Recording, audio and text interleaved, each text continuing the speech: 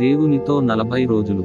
మేము ఇక మీదట విగ్రహములను మా దైవములుగా ఎంచక ఉందుము. పితా, పుత్ర, పవిత్రాత్మ నామములో మీకు శుభములు కలుగును గాక. మార్చి 8వ తేదీ 2024 సంవత్సరం. తపస్సు కాలము 21వ ఉపవాస దినము, శుక్రవారము. మొదటి పఠనము హోషేయ గ్రంథము 14వ అధ్యాయము 1వ వచనము నుండి 9వ వచనము వరకు. ఇశ్రాయేలీయులారా, మీరు మీ దేవుడైన ప్రభువు చెంతకు మరలిరండి. మీ పాపమే మీ పతనమునకు కారణమైనది. మీ విన్నపములను సిద్ధపరుచుకొని ప్రభువు చెంతకు మరలివచ్చి ఇట్లు విన్నవింపుడు. మా పాపములన్నింటినీ పరిహరింపుము. ఎద్దులకు బదులుగా నీకు మా పెదవులను అర్పించుచున్నాము. నీవు అంగీకరింపదగినవి మాకు ఉన్నవి అవియే.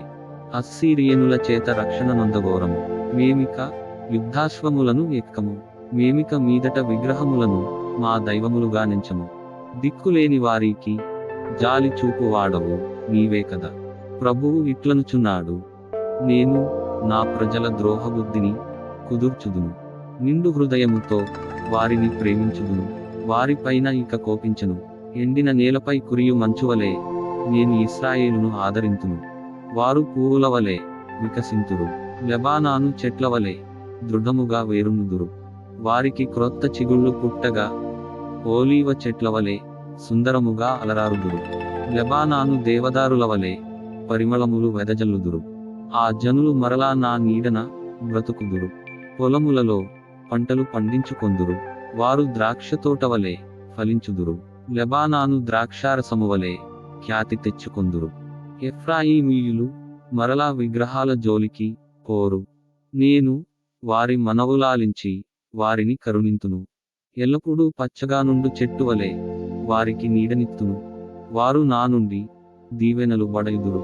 జ్ఞానము గలవారు ఇందలి విషయములను గ్రహింతురుగాక. వివేకము గలవారు ఈ సంగతులను అర్థము చేసుకొందురుగాక. ప్రభువు మార్గములు రుజువైనవి. సజ్జనులు వాటి వెంట నడిచెదరు. కానీ దుష్టులు వాటి నుండి వైదొలగి కాలుజారి పడిపోవుదురు. ఇది ప్రభువు వాక్కు. ప్రత్యుత్తర గీతము. కీర్తనల గ్రంథము 81వ అధ్యాయము 5 నుండి 7, 7 నుండి 8, 9 నుండి 10, 13, 16 వచనములు. అందరూ నేను మీ దేవుడైన ప్రభువును. మీరు నా మాటలను ఆలకించుడు. నేను గుర్తింపజాలని స్వరము ఒకటి నాకు ఇట్లు వినిపించినది. మీ భుజముల మీది నుండి బరువును దింపినది నేనే. మీ చేతులలో నుండి గంపలను తొలగించినది నేనే. మీరు ఆపదలో నుండి నాకు మొరపెట్టగా నేను మిమ్ము ఆదుకొంటిని. అందరూ నేను మీ దేవుడైన ప్రభువును. మీరు నా మాటలను ఆలకించుడు. ఉరుములు దాగుకొను స్థలములో నుండి మీకు బదులు ఇచ్చితిని. మెరీబా జలముల వద్ద మిమ్ము పరీక్షించితిని. నా ప్రజలారా వినుడు. నేను మిమ్ము హెచ్చరించుచున్నాను. అయ్యో ఇశ్రాయేలీయులారా, మీరు నా మాట వినిన ఎంత బాగుండును. అందరూ నేను మీ దేవుడైన ప్రభువును. మీరు నా మాటలను ఆలకించుడు. మీరు అన్యదైవమును కొలువరాదు. పరదైవమునకు మొక్కకూడదు. నేను మీ దేవుడనైన ప్రభుడను. నేను ఐగుప్తు దేశము నుండి మిమ్ము తోడ్కొని వచ్చిన వాడను. అందరూ నేను మీ దేవుడైన ప్రభువును. మీరు నా మాటలను ఆలకించుడు. నా ప్రజలు నా మాట వినిన ఎంత బాగుండును. ఇశ్రాయేలీయులు నా మార్గములలో నడచిన ఎంత బాగుండును. నేను మిమ్ము మేలైన గోధుమలతో పోషించియుందును. కొండ తేనెతో సంతృప్తిపరచియుందును. అందరూ నేను మీ దేవుడైన ప్రభువును. మీరు నా మాటలను ఆలకించుడు. సువిశేష పఠనమునకు ముందు వచనము. మీరు పూర్ణ హృదయముతో నా చెంతకు మరలి రండి. నేను కరుణామయుడను, దయామయుడను, సులభంగా కోపపడువాడను కాను. అనంతమైన ప్రేమ కలిగిన వాడను. సువిశేష పఠనము. మీ దేవుడైన ప్రభువు ఏకైక ప్రభువు. మీరు ఆయనను ప్రేమించవలెను. అపోస్తలుడైన పునీత మార్కుగారు వ్రాసిన పవిత్ర సువిశేషములోని భాగము. ప్రభువా, మీకు మహిమ కలుగును గాక. 12వ అధ్యాయము 28వ వచనము నుండి 34వ వచనము వరకు. అప్పుడు ధర్మశాస్త్ర బోధకులలో ఒకడు వచ్చి వారు తర్కించుట చూచి, యేసు చక్కగా సమాధానము ఇచ్చెనని గ్రహించి, ఆజ్ఞలన్నిటిలో ప్రధానమైనది ఏది అని ప్రశ్నించెను. అందుకు యేసు, ఇశ్రాయేలీయులారా వినుడు, మన దేవుడైన ప్రభువు ఏకైక ప్రభువు. నీ దేవుడైన ప్రభువును నీ పూర్ణ హృదయముతోనూ, పూర్ణాత్మతోనూ, పూర్ణ మనస్సుతోనూ, పూర్ణ శక్తితోనూ ప్రేమించవలెను. ఇది ప్రధానమైన ఆజ్ఞ. నిన్ను నీవు ప్రేమించుకొనున్నట్లు నీ పొరుగువానిని ప్రేమించుము. ఇది రెండవ ఆజ్ఞ. వీటిని మించిన ఆజ్ఞ మరియొకటి లేదు అని సమాధానమిచ్చెను. అప్పుడతడు, బోధకుడా, నీవు యథార్థమును చెప్పితివి. దేవుడు ఒక్కడే, ఆయన తప్ప మరియొకడు లేడు.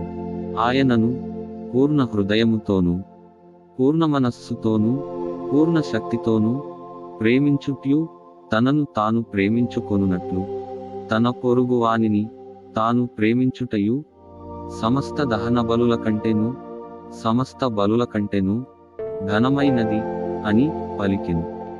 చక్కగా సమాధానమిచ్చిన ఆ ధర్మశాస్త్ర బోధకునితో యేసు, దేవుని రాజ్యమునకు నీవు చేరువయ్యున్నావు అనెను. అటు తరువాత ఆయనను ఎవరునూ ఏమీయునూ అడుగుటకు సాహసించలేదు. ఇది క్రీస్తు సువిశేషము. క్రీస్తువా, మీకు స్తుతి కలుగునుగాక. సువిశేష పఠనము ద్వారా మన పాపములు క్షమింపబడునుగాక. ఆమేన్. ప్రార్థించుదము. ప్రభు, మీ నిబంధనలను అనుసరించులాగున మమ్ము బలపరచండి. మా పాపములను మన్నించండి.